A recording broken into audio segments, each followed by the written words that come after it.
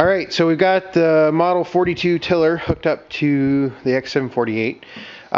Figured I would just do kind of a brief overview of what all we have to go through to hook it up. So obviously it's on the 3-point. This is the Category 1 limited 3-point. You can see how it's hooked up, so there's 28 pin spacing between the two. You do have the option of depth. Right now we've just got it at the, it'll be the highest setting, and we'll go from there, see if we need to drop it down or whatnot. So a couple things from hooking it up. So I don't have a manual yet, so I used the X500, the newer, this is the lawn and garden tractor manual. That explained a lot about the priming and everything to do some of that stuff. I also, so hookup, on the other hand, is not covered in that manual because it's got a different mounting system. It's not a 3-point mounting system. But one of the couple things that I would note is the fact you use 4.5 gallons at first, and then you turn the tractor on 2/3 throttle, let it run for, it should tine should start turning in less than 20 seconds. Ours started turning in about 10.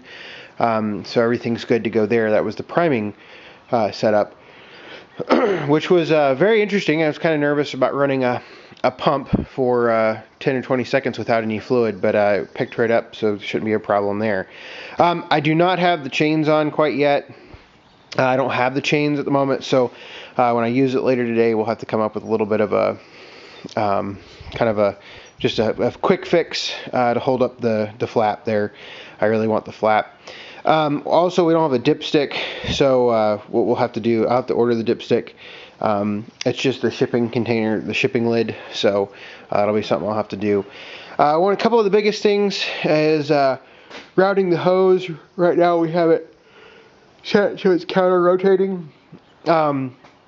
And so routing the hose, you can kind of see, I need one more hose bracket. So right now I've just got this up with twist ties, and then you can see in there how it goes on the inside of the wheel, and you can see that hose hanger right there. And then I'll go ahead and turn the camera off and crawl underneath the machine, and I'll show you how the pump mounts underneath the tractor. Alright, so here's how the pump mounts underneath the tractor. One of the biggest things that you have to do is you have to take off the draft arms from the deck. So your draft arms would attach here and attach to the hanger right here. Biggest problem I have is because I have the 7-iron deck. This pin is up here, so it makes it a little bit of a pain to get out.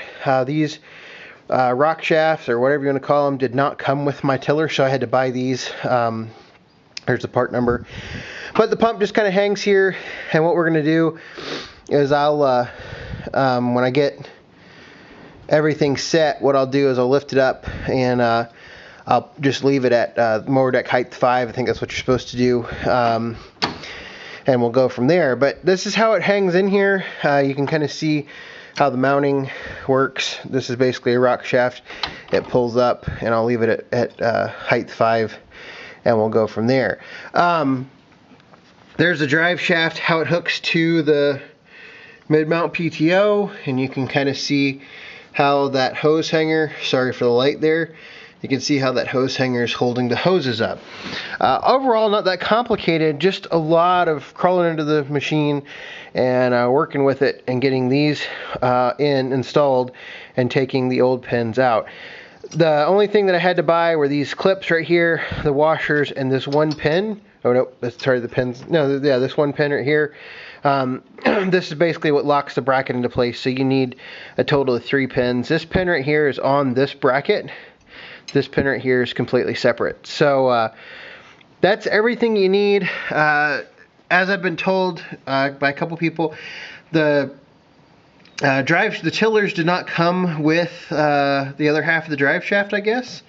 And so you use your mower deck drive shaft. So that's what I'm doing here, and kind of going from there. So anyway, hopefully that's a good explanation of how the tiller mounts on an Ultimate Series, or whatever you're going to call them, X748. I guess the same principle would apply to like a X738, 58, etc., etc.